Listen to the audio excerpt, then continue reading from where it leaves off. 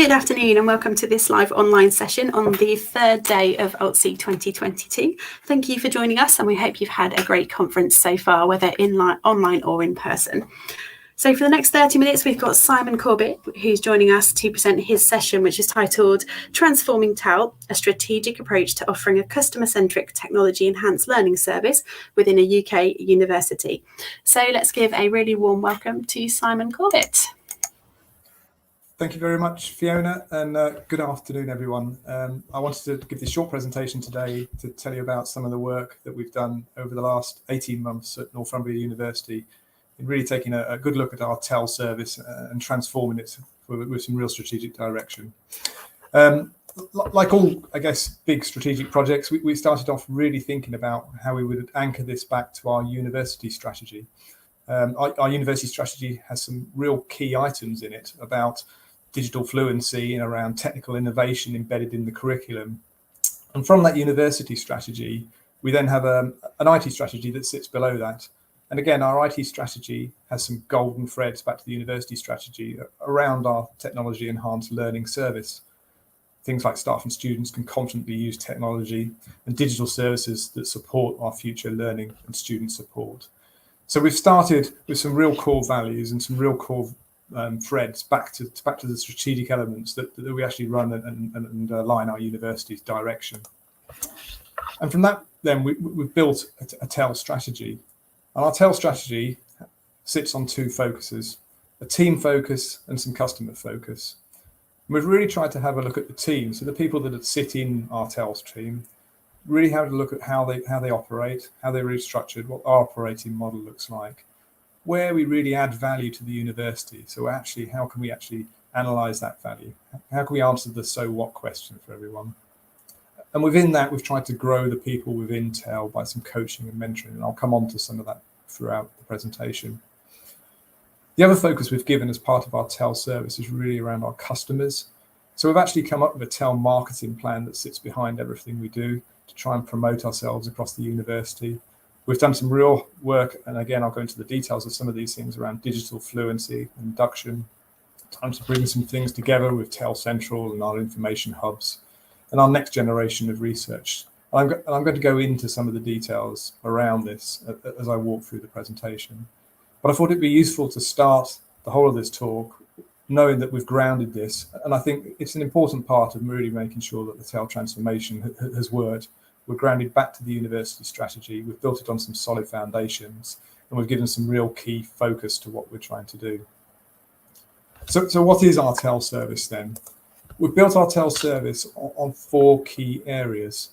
The first one is around training and the training support we give.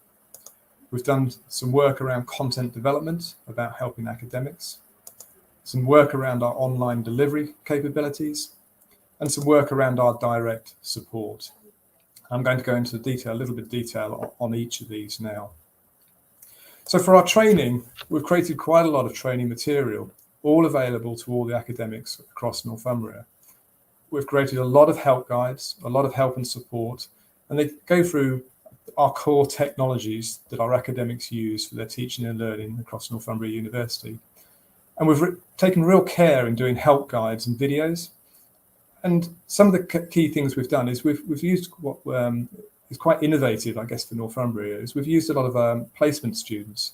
So these are students who might be studying a media course at Northumbria, and they want to take a year out between their second and third year of their studies.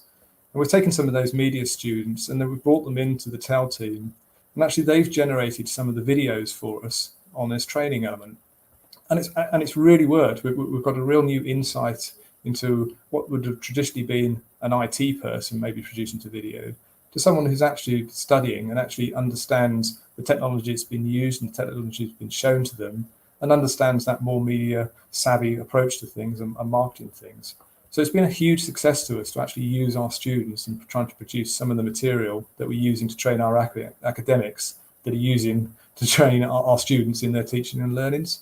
So it's quite a nice circular event that's occurred there. As part of our training as well, we've got a fully online book it yourself training sessions. Academics can go and book training sessions we run throughout the year, They're regular events. Obviously, some of the technologies have more events than others, but we run a variety of courses across all the main things. At Northumbria, we use Blackboard as our main teaching and learning platform, so we have a lot of courses around Blackboard, but also around technology like Panopto and Turnitin, and some more of a traditional training around office products. We do quite a lot of work with academics who really want to expand their role into the office products and the office offerings to help with what their work they're doing. So that's the core training piece. We also have an arm of TEL, as I said, around content development. So this is a group of colleagues within the TEL team who will actually help academics produce their material. This can be a number of things. So the first one there is module makeovers. So our academics may have a module that might be a traditional set of PowerPoint slides. And our content development team will actually sit with the academics and with their PowerPoint slides to try and make them a little bit more engaging. And we've had a lot of success with this, just in order to improve the learning. A great deal of this, I guess, has come over the last 2 years with the onset of the pandemic and a lot of distant learning for our students during that. And it's been quite a big success over that time in order to make material more engaging as we're trying to engage with our students who might not actually be sat in a classroom in front of it. Of course, that's also helped with some of the distant learning work we do. We do quite a lot of distance learning here at Northumbria, and quite a lot of blended stuff over the last year, where we may have some students in a classroom and some students remote, and an academic colleague who's trying to engage both sets of students at the same time. Again, we've done quite a lot of video content and video animations, and we've used our placement students in this area. So we've taken students who may be on animation courses here at Northumbria, and they've helped us produce some of the video material for academics who may be on different courses to make their work more engaging. We've done quite a lot of work on tasks and interactive tasks to try and do some of the gamification to improve learning. And try to really, another big thing that we've pushed here is around accessibility and usability. So we've worked with quite a lot of academics to take their material that might be in PowerPoint and really have a look at that to see, does it conform to the accessibility standards? Does it conform to some usability standards? To make sure that we've got material available for all students, depending on what their needs are. We've done quite a lot of work around then graphics and banners to enhance it, just to make it more visually aesthetically appealing for both students and academics. And one of the big things there is the penultimate bullet point there is around complex work-based assessment. So we spend quite a lot of time with certain academics who've got really complex work, who really want to try and get difficult messages across in their learning and try and work out actually other ways to present that information. So it's quite an exciting team, this. They do a lot of varied work.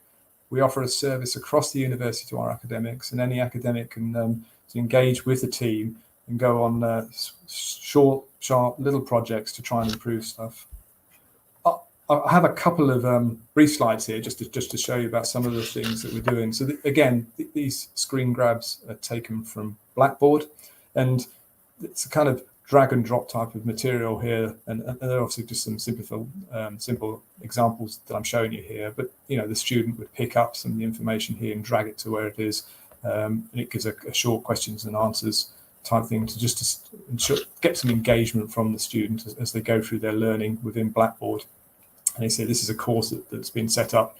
It takes the student through, and as they go through the learning and go through the reading material, there are short, sharp exercises in there to make it more entertaining.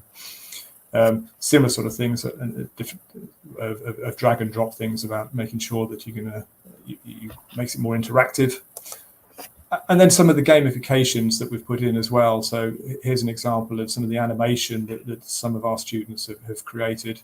And then it flows through into some actual animation, and the learner here would actually click. This isn't a live example, but the learner here would actually click on some of the graphics within this thing, and actually it becomes more of a game to show where the flow is and to show where your teaching and learning fits into all of this. Bringing this all together for our online learning, we have what we call TEL Central. At the moment, this is a web base, but it's a single place for all our TEL support. We put all our guides and material on here, all our online learning. You can book courses, you can put one-to-one consultation as well. And you can book your content development as well. Our key technologies are called out in there, and it really becomes a one-stop stop for all our academics to visit. We try and route everyone through our TEL Central website. It becomes quite a central place. And actually some of the guides and support materials we've worked really hard on. We kind of have this philosophy within our TEL team at the moment to make it simple and easy. So we've worked really hard on the messaging behind that to make it simple and easy for our academics who we know are busy, who we know don't have the time sometimes to go into the real detail of things. But we want to make it simple, easy for them to use, that brings out the best in the technology tools that we have available here in Northumbria for them to use on a day-to-day basis.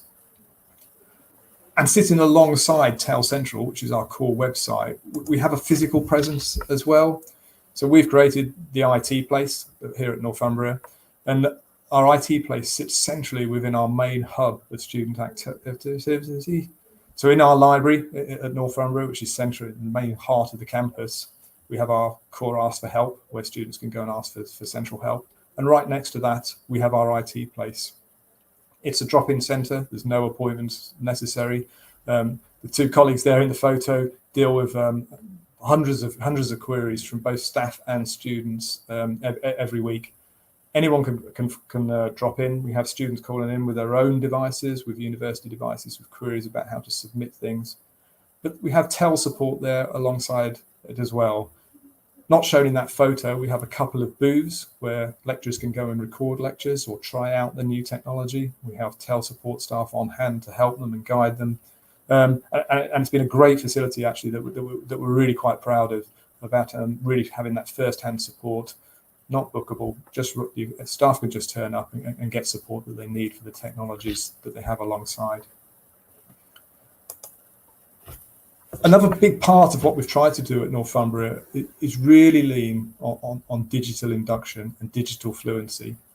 If you remember on the first slide that I showed you, it was part of the university strategy here at Northumbria to make sure that staff and students have an opportunity to become digitally fluent if they want to. And we've really concentrated on this. The first part of this is on our student digital fluency. And really, we've created a 3-step process for our students around digital induction and digital fluency.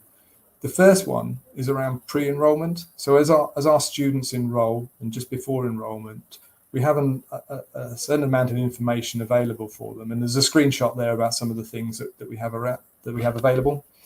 So we have some guides, simple guides for our students about some of the technologies that they can expect to see when they visit Northumbria. So things like your email account. How do you set up your email account? How do you set up your email account on your phone? How do you access your emails? We have a remote desktop system here where all our lab PCs are available remotely.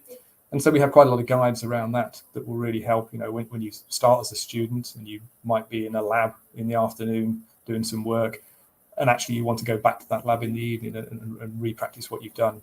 We have a system here called My Access that allows you to go and do that. And so we have guides around that. And we found what that's meant is many of our students understand the types of technology they might use and might see before they arrive at Northumbria. Once they arrive at Northumbria, every single program site has a digital fluency module within it. So as a student, when I log on to my program, which again, of course, is in Blackboard here at Northumbria, they have a module there that gives them all of the digital induction work and guides and guidance that they might need across all of the technology here at Northumbria. So there might be guides around how to submit work, how to use Turnitin, where they're going to find information across Blackboard, how they contact the service desk. And again, this has really helped with our students with their digital fluency across Northumbria. It's the same information for all students, irrespective of what program they're on. And some of the ideas that we're looking at in the future is to really start tailoring this per program. And that'll be a future step as we make this service more mature. And then the last phase is our student to professionals. So we introduced that earlier this year in 2022. And this is a concept that we've called our digital suitcase. So as our students prepare for graduation, as they finish their finals, we have some content that's downloadable that is basically their digital suitcase that they can take away as they leave Northumbria. And we've made this digital suitcase about information that they probably didn't need when they were studying, but might need when they go and start their professional careers. So it's more about some of the things that you might need. So having gone through your course, you may have done some work around meetings and projects, but if you really understood how you really use Outlook and really get the most out of Outlook of when you start work, which might be slightly differently to how you've used Outlook as a student, have you really thought about how you promote yourself and how you use some of the digital material available to you? And this has been a great success. We've created the digital suitcase this year at Northumbria. We've made it available to all our students on graduation. It's a downloadable piece of material that they can take away, they can refer to when they need to. And I think it has been a big step forward for us in making a differentiating thing for our students as they graduate. On the flip side of that, we've also kicked off a big program here at Northumbria around our staff digital induction. Now, staff digital induction obviously has been linked to the JISC digital capabilities framework, and I'm happy to share that offline if people haven't come across that. The JISC framework has provided the basis for us, and we've kind of tailored that then for a Northumbria solution. This actually is quite an exciting initiative as well across Northumbria. So what we do is every new member of staff that joins us here is assigned a mentor from the TEL team. And the TEL team then will go out and work with that new colleague around their digital induction. And in order to start them off on that journey, we've created a digital skills scan. And that digital skills scan will guide the colleague through to check some sort of high level understanding of where they are and what they and their digital capabilities. So we ask them a number of questions as we go through the staff digital induction. And those questions, as I said, are based on the JISC framework. And as you go through those questions, and we go through those questions with the TEL mentor, and we try and get colleagues to answer them as honestly as possible. We come up with, again, a spider map to give some indication of where you sit within your digital fluency. We've got some models then that sit behind this to say, for your role, where would you like to sit and what do you need to learn? And then this then guides what we then offer staff as part of their digital fluency and maturity and work that we can do with them to help them with the technologies they might need for their job at Northumbria and their role at Northumbria. And throughout that journey, we keep the TEL mentor with them. So the TEL mentor is there throughout their time at Northumbria. They can lean on them as much or as little as they want.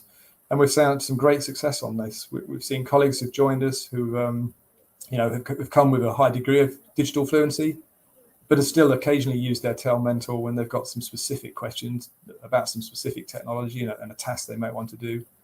To those colleagues who are pretty new into the profession and haven't come across some of the TEL technologies that are available to them and have leaned heavily on their TEL technical mentor, that's really helped them to get up to speed quickly and really helped them move forward and then do what they're here at the university to do, which is really help with their teaching, learning and research. So it's been a very successful program for this. We have a huge amount of material available for staff. All of it available, again, obviously in our virtual learning environment. And our TEL technical mentor helps them go through some of this technology and some of the learning that we have. And what we've been really keen to do is to say, this isn't mandatory. You don't have to do this when you start. And also, we don't expect you to look through all of this when you start. But going through the digital skill scan that we've created, working with your technical mentor, actually this enables you to really pick up on the pieces of information you need and really get focused in on what's really going to help you. And I'm quite excited about that. I think it's been quite a big move. I hope most of the colleagues at Northumbria who've been through this have really benefited from it. Supporting this, what we've also done is pushed all our TEL liaison officers through a coaching training course. So all my TEL staff now who go out and help academic colleagues have been through a coaching program. So they really understand actually what's it like to coach, what's it really like to encourage people. And that's been a bit of a game changer for us as well. That's really changed the focus, and rather than just someone being in a typical IT support, actually they're there to help, actually they're there to coach, actually they're there to get the best out of what we have on offer here. I'd like to just conclude actually in the last couple of minutes about what we're working on now. And whilst the graphic there shows some students with some VR headsets on, actually we have done some work on that recently. We have a lab now at Northumbria that's been kitted out with 60-seater lab, all for VR headsets. And we've done some really cool work on that about people now using some of the medical virtual reality software that enables some of our students to actually walk through body parts and see there as part of their learning. What we're also looking at in parallel to that is the classroom of the future. Now, at Northumbria, we're going back to in-person teaching, but I think in the back of our minds, we do want to keep some sort of high flex modality in there. So we will have scenarios where we have some people in person and some people online. But alongside that, we're looking about what the classroom can really do. How can we make it more immersive? How can we make the sound quality and the visual quality across the whole classroom more inclusive for all of our students? How can we make sure we record the right things and we have the right cameras set out so that when staff members are writing on boards, actually we have the right technology behind that to capture what they're putting on whiteboards without them stood in front of it, so the AI takes them out and they can see what's on the board. And I think it's some real interesting thinking going on around this as we come out of the pandemic and really think what our classroom looks like, really think what the technology we have looks like, and really think about, as a TEL team, how we support our academics in getting the best out of the things that are available today. And lastly, what I'm going to end on is that we've done also something different on Northumbria now, and we've integrated our client software team into TEL. Now, our client software team traditionally would produce the images across our labs and produce the images for our open access areas for the computers that are in there for our students to use. And what we've done actually is we've moved that team into TEL. The thinking behind that being that actually what we really want is we want the TEL team to understand what it's like as a student. What's it like when they sit in front of a computer? What software have they got available? And link that to our academics who are asking us for the software on those computers. So now the team that produce the images of the particular software in a particular lab are connected to the people that are teaching that lab and connected to the TEL team that bring it all together. And this is really the first step about bringing the customer at the heart of everything we do and linking our TEL team actually with some of our technology teams that get that holistic solution that we want. And I hope that's given some sort of overview of where we are at Northumbria, some sort of idea of where we are on our strategic direction and what we're trying to do. As I say, and as I started with, this all links back to our university strategy about bringing our technology into students and their teaching and learning, and some of the ideas we've had, and I hope that's been useful for you. And please, I can answer any questions on this now in the last few minutes. Thank you so much, Simon, for that presentation. That was really interesting and informative. We've got quite a few questions in the chat that have come in whilst you've been talking, so I'll just share these with you now. So Lynn is asking, what format is the downloadable suitcase for students? Yeah, that's a good question, Lynn. At the moment, we've done it as a PDF, as a readable document, and with a number of search tags in there. It's a difficult one because we wanted to make it more interactive, but on the similar vein, we didn't want to make it too restrictive so that other students couldn't use it depending on their device. So at the moment, it's quite a flat structure, but we are looking at the moment to make that a little bit more of an interactive piece of material that students can work with and search with more better. So, but that's where we are at the moment. Thank you, Simon. And the next question is from Laura, who is asking, so Laura's commenting that the staff digital induction is really interesting. And she's asking, did you take the JISC info and create the questions and output, or is this an off-the-shelf tool? No, we took the JISC framework, Laura, and we basically used that as a starting place. Some of the questions in there weren't quite applicable for what we wanted in Northumbria, so we've altered them slightly, but we built it off the basis of that. And actually, the framework is very good. It's a good framework and a good starting place, and I would certainly recommend that rather than starting with a blank piece of canvas.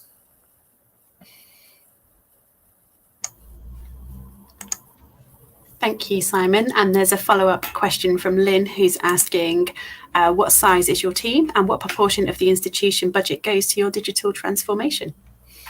Well, that's a good question. So I have, so the TEL team, that's an easy question. So there's 30 people in our TEL team now, broadly split sort of between the four legs that I showed you on the slide. So I'm lucky that I've got quite a large team in some respects.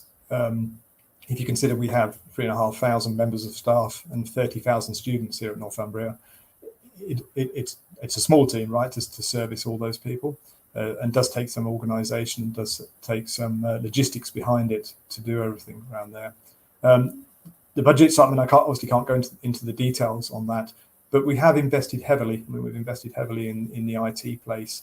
We invest heavily in our people. And some of the technologies behind that, you know, we obviously have Blackboard Ultra and some of the core technologies that you saw on the side. So I think as we've come out of the pandemic, certainly I won't be alone in institutions that realise that technology actually is at the heart of teaching and learning now. We're not an IT service department here at Northumbria that sits in the corner and just provides a service. We really do strive to be a business partner and try and assist where we can with the teaching and learning and research across Northumbria, rather than just be a service department. So you know, we've invested heavily in that, mostly in time and resource, I would say. So.